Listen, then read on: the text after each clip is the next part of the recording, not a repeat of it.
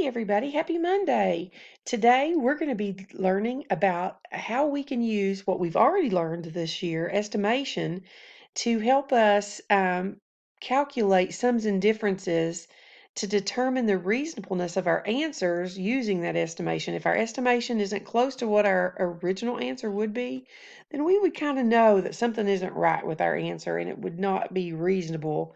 So we need to check those answers. Again, that's what estimation does for us. When we're going to be learning this so that we can compare our results to the real answer to see if it's reasonable or not.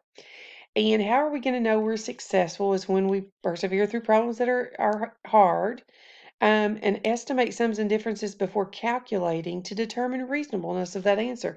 So really, we're just looking to see if the answer that we came up with is reasonable through that estimation process.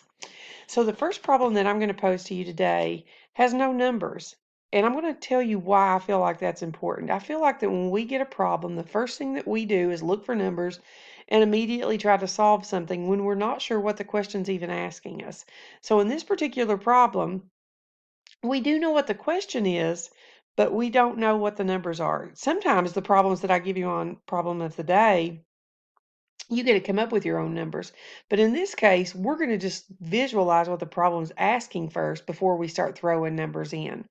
So I want you to think about, and I put a picture up there to help you visualize it. It says on an island, there are some wild horses and some tame horses. In total, about how many horses are on the island?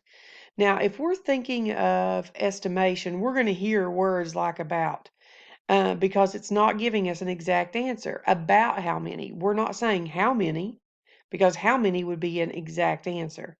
So we're saying about how many. We're going to think about this estimation first, and then we can actually figure out what the real answer would be using the real numbers.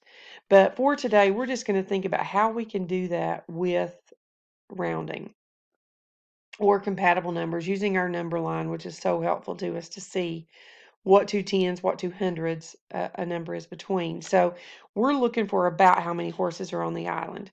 Now, if you visualized all of these horses running and you see that there's some wild horses there, there's some tame horses there. Wild means that they're not used to being around people. Tame means that they've been maybe ridden by someone, so they're actually okay to pet, but the others won't even let you pet them. That's what it means by wild horses. So now we're going to start thinking about numbers and then throwing those numbers in. So I'm still seeing all these horses on an island. There are still some wild ones there, but there's 84 tame horses in that bunch of horses that are on this island. In total, about how many horses are on the island. So now we're starting to get numbers. So now I already see in this whole group of horses that are on this island that 84 of the horses that I'm seeing right now are tame.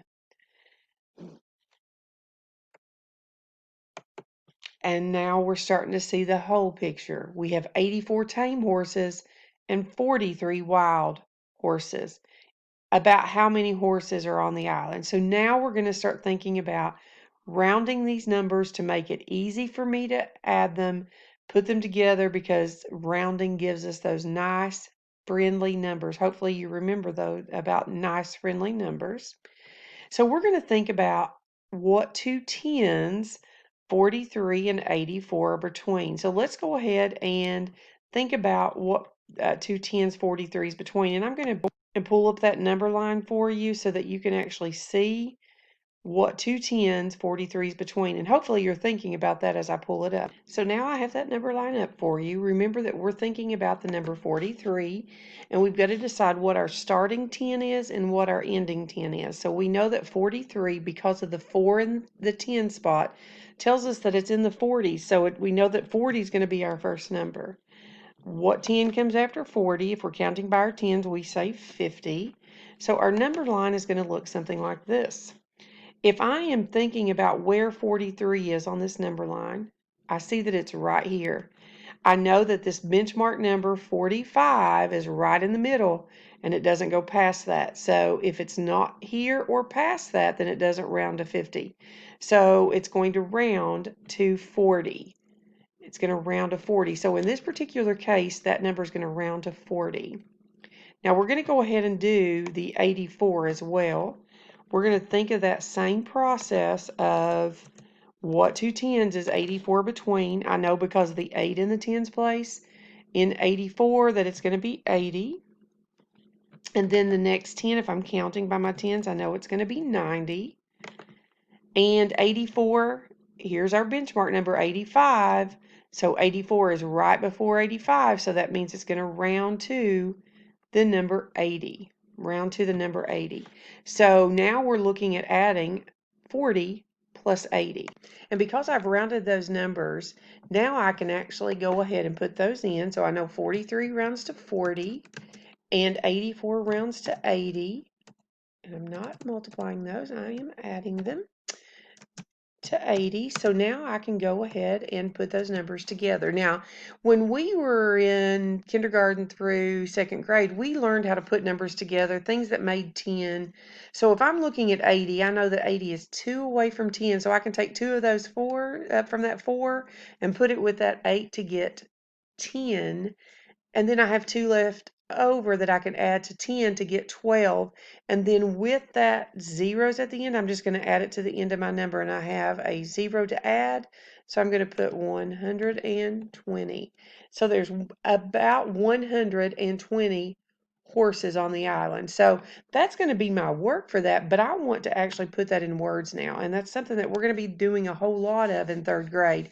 You're not just going to be giving me numbers as the answer. You're going to actually be saying it out in a statement. So you're going to put there is about 120 horses on the island. Miss Bays is having trouble typing. So there is about 120 horses on the island.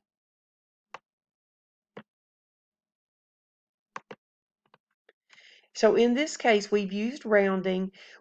If I'm going to try to find out what the real answer to this problem is, I can already tell you that this one was 4 away, this one was 3 away. So that means that my number would be about 127.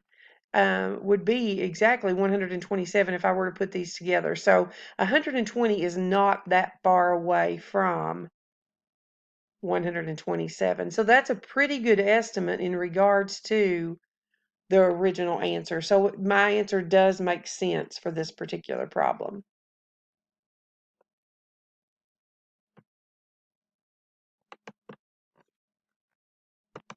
Now we're also going to see bigger numbers in third grade than what we've seen in the past. Today we're going to talk about those kinds of numbers. You're going to see them in the IXL that you're going to be doing for me today. So remember that we're thinking about what place value we're rounding to make it easier for us to get a good estimate.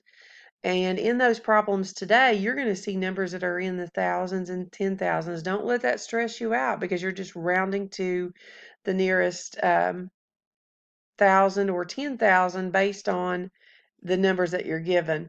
So really the process is just the same, but bigger numbers kind of scare us sometimes, but don't let that scare you because you guys are good at rounding and getting those numbers rounded to the nearest 110. So I'm sure that you can use that same knowledge and apply it to those larger numbers. Remember that on IXL, they always give you an explanation. So if you get it incorrect, make sure that you look at that explanation to help you with those problems.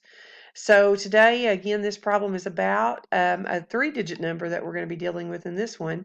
And they're saying that there are 823 crayons. How many of you are already trying to add or subtract or do some kind of crazy stuff with those numbers before finishing the problem? So I want you to stop just a minute.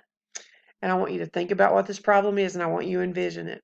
So there's 823 crayons in the drawer. Olivia placed 659 more crayons in the drawer. About how many crayons are now in the drawer? So in the last problem, we rounded to the nearest 10. In this problem, what should we round to? Oop, did I hear somebody say to the nearest 10 or did I hear somebody say to the nearest 100? Well, either way, we could round those, but we want to know, we want an easy number because we're just using estimation to see if our answer is reasonable. Our real answer is going to be reasonable. So in this case, you could round to the nearest 100 to get an answer, and you could also round to the nearest 10. Nearest 10 is going to get you closer to the original answer, but the nearest 100 makes it easier for us to just see if we're even close. So let's go ahead and round these two to the nearest 100. So the first thing that you've got to think about is what two hundreds is 823 between? Now, always look at what digit is in the hundreds place value. So we see that there's an 8 there. So we know that the 100 before 823 has to be 800. So we know that that's going to be 800. So I'm going to go ahead and type in 800 is the first one. And the second one is 900 if I'm counting by my hundreds. Is 823 going to be closer to 800 or is it going to be closer to 900? Now, if we're thinking about that benchmark number, remember that that benchmark number is going to be the number right between 800 and 900. And we know that 50 is usually that when we're dealing with 100, that it's right in the middle. So the benchmark number is going to be 850.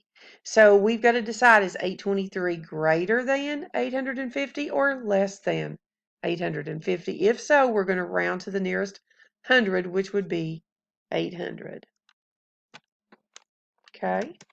Then we're going to do the same thing with 659. We've got to think about what two hundreds 659 is between. In your mind, I hope you're already saying, well, I know there's a 6 in the hundreds place, so it's got to be 600. But then I've got to think about what is going to be the next 100. And if I'm counting by my hundreds, we know that's 700. So is 659 closer to 700 or 600? Our benchmark number, we've got to think about that, is at 650. So is 659 greater than 650 or less than 650?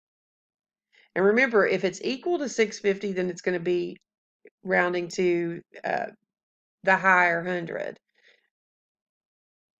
So in this case, we know that 659 is higher than 650, so it's going to round to 700.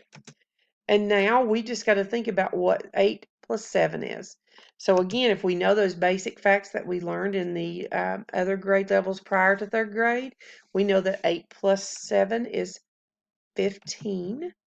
And then we have to also include our zeros. So we see that there's 2 zeros here, and we're just going to add those to the end of our number, and the answer is 1500. Now, remember that we're going to answer this with a statement, so we are going to say that there are 1500 crayons in the drawer. We're going to say there are about, because we did not get an exact answer. We got an about answer. Now, if I'm going to use this estimation to determine the real answer, I'm going to have to actually do some addition strategies to help me get that. So again, I can get the real answer here and use those addition strategies to help me get that real answer to see if this is a reasonable answer or not, or to see if my actual addition is a reasonable answer or not. So keep in mind that we can use that, and we're going to talk about that as we go through. We're going to use estimation every day, even when we're using those strategies. So let's just get familiar with using estimation first today, and then we're going to move on toward actually putting those numbers, or the real numbers, together and using estimation just to check our results to see if it's reasonable or not. You guys have a great day. Get your work finished. If you need help, remember I will be on the Google Meet after the lesson work today, after my small group. So just hop on there if you got any questions. Thanks. Have a great day.